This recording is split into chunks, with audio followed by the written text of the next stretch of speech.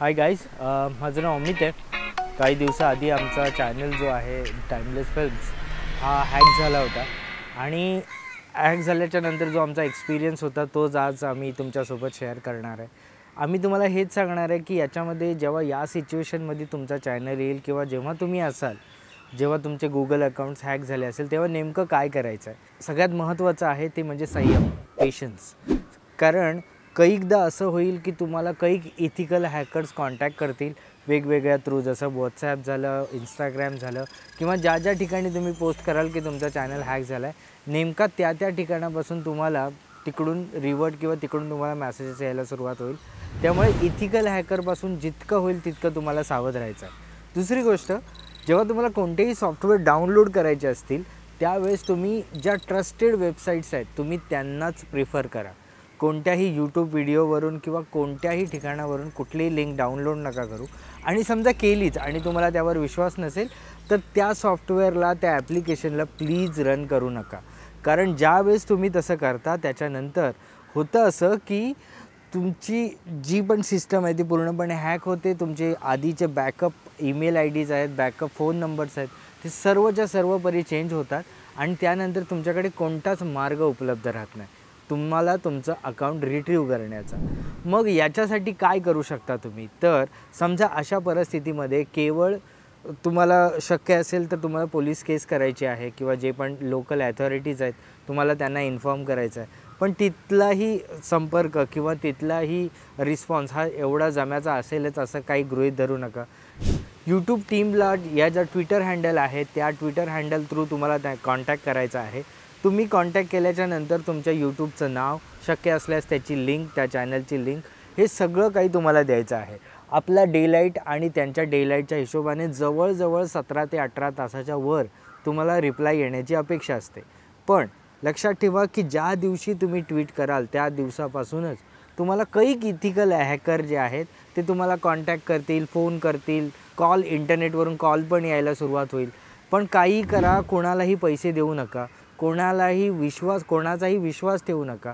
कारण यामुळे काय होणार की तुम्हाला एक पॉईंटला आल्याच्या नंतर तुम्हाला असं वाटेल की हा कदाचित तुम्हाला मदत करेल किंवा दुसरा कोणतरी मदत करेल, पण तसं काही होत नाही. तुमच्या हाकानाकी पैसे जातात आणि हाती केवळ निराशाच येते.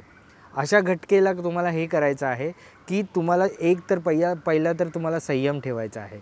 जर शक्य असेल तुमचं जर का यूट्यूब अकाउंट हे ब्रँड अकाउंट असेल तर तुमच्या ज्या लोकांना तुम्ही ॲक्सेस दिलेला आहे त्या लोकांना तुम्ही तिथूनच किंवा त्याच लोकांच्या ईमेल IDवरून तुम्ही गुगल टीमला मेल करा. जर का तसं होत नसेल किंवा तसं शक्य नसेल तर एक नवा कोरा ईमेल ID तयार करा ज्या अंतर्गत तुम्ही त्यांना कॉन्टॅक्ट करा. आणि एकदा का तुम्ही कॉन्टॅक्ट करायला सुरुवात केली की त्याच्यानंतर ती तुम्हाला रोजच्या रोज जवळजवळ 17 ते 18 तास, कधीकधी 24 तासाच्या वर येईल. आणि जर का वीकेंड असेल तर समजा 3 दिवसाच्या नंतरही तुम्हाला रिप्लाय यायला सुरुवात होईल. ज्यावेळी जे रिप्लायमध्ये त्यांनी जे तुम्हाला करायला सांगितलं, ज्या स्टेप्स तुम्हाला करायला सांगितल्या आहेत त्या सगळ्याच्या सगळ्या तुम्हाला फॉलो करायच्या आहेत. कारण याच पद्धतीनं तुम्ही तुमचं अकाउंट जे आहे हे रिट्रीव्ह करू शकता. एकदा अकाउंट रिट्रीव्ह झालं, ह्या प्रोसेसला जवळजवळ महिना पण लागेल आणि होऊ शकतं की महिन्याच्या पुढेही लागेल किंवा कधीकधी कमीत कमी 10 दिवसाच्या आतमध्येच तुमचं अकाउंट जे आहे हे रिट्रीव्ह होईल. याच्यामध्ये या सगळ्या प्रोसेसमध्ये महत्त्वाची गोष्ट आहे ती म्हणजे पेशन्स, संयम. तुम्ही जितकं संयमी असाल तेवढं तुमचं कामही लवकर होईल आणि तुम्हाला हाकाना त्रासही होणं कमी होईल. मला याची जाणीव आहे की अशा घटकेला किंवा अशा सिच्युएशनमध्ये पेशन्स ठेवणं हे बोलणं जितकं सोपं आहे तेवढं ते करणं नाही आहे. कारण त्यानंतर तुमची इतकी चिडचिड होते, तुम्हाला धड झोप लागत नाही, भूक लागत नाही. कारण तुमची केलेली मेहनत तुम्हाला तुमच्या डोळ्यासमोर बर्बाद होताना दिसत असते. पण तुमच्याकडे गुगल टीमवर विश्वास ठेवण्याव्यतिरिक्तही दुसरा पर्याय नसतो.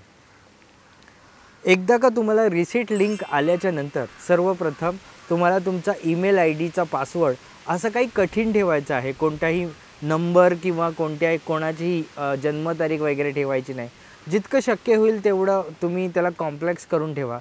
त्याच्यानंतर जे ट्राय अनदर वे असतात ज्यामध्ये फोन नंबर आहे, त्याच्यानंतर 2 टाईप ऑथेंटिकेशन आहे किंवा जे कोड आहेत ते सगळेच्या सगळे व्यवस्थित डाउनलोड करून एका ठिकाणी ठेवायचे आहेत. त्यांना जेवढे शक्य असेल तुम्हाला तुमचे backup mobile number, backup email I D तिकडे अपडेट करून ठेवायचे आहे. त्यावर येणारे OTP आणि ते सगळं काही व्यवस्थित रजिस्टर करून ठेवायचं आहे. ज्या दिवशी तुमचं हे सगळंच्या सगळं रजिस्टर झालेलं असेल त्यावेळेस तुमचं अकाउंट हॅक होण्याचे चान्सेस कमी असतील. याचा अर्थ हा आहे की ते कधीच होणार नाही असं नाही. त्याकरता तुम्ही तुमचे सगळे पासवर्ड्स, बॅकअप कोड्स हे जितकं शक्य होईल तेवढं सिक्युअर करून ठेवणं गरजेचं आहे. तुम्ही तुमचा बॅकअप ईमेल आय डी जर का शक्य असेल तर तोही बदला, त्याचेही पासवर्ड्स बदला. गुगलचं एक 2 टाईप ॲथेंटिकेशन झाल्याच्या नंतर एक ॲथेंटिकेटर म्हणून एक ॲप येतं. तुम्ही ते ॲप नक्की डाउनलोड करा. हे मी प्रमोशन नाही करत आहे, पण हे त्याचं संरक्षणासाठी, तुमच्या अकाउंटच्या संरक्षणासाठी हे फार महत्त्वाचं आहे. त्यामुळे ते ॲथेंटिकेटर जे आहे त्यावर दर काही सेकंदाला 30 किंवा 2 सेकंदानंतर त्याचे कोड सतत बदलत असतात. त्यामुळे हॅकरला ते काय कोड असतील ह्याचा अंदाज लावणं कठीण होतं. त्यामुळे हे ॲथेंटिकेटर असेल ते जितक्या तुमच्या ईमेल आय डी असतील, जितक्या महत्त्वाच्या ईमेल आय डी असतील त्यांना ते ॲथेंटिकेटर जोडा आणि त्याचा बॅकअप ट्राय अनदर वेमध्ये त्याचा उपयोग करा. हे सगळ्यात उत्तम असेल. हेच तुमच्या अकाउंटच्या सुरक्षेसाठी महत्त्वाचं असेल.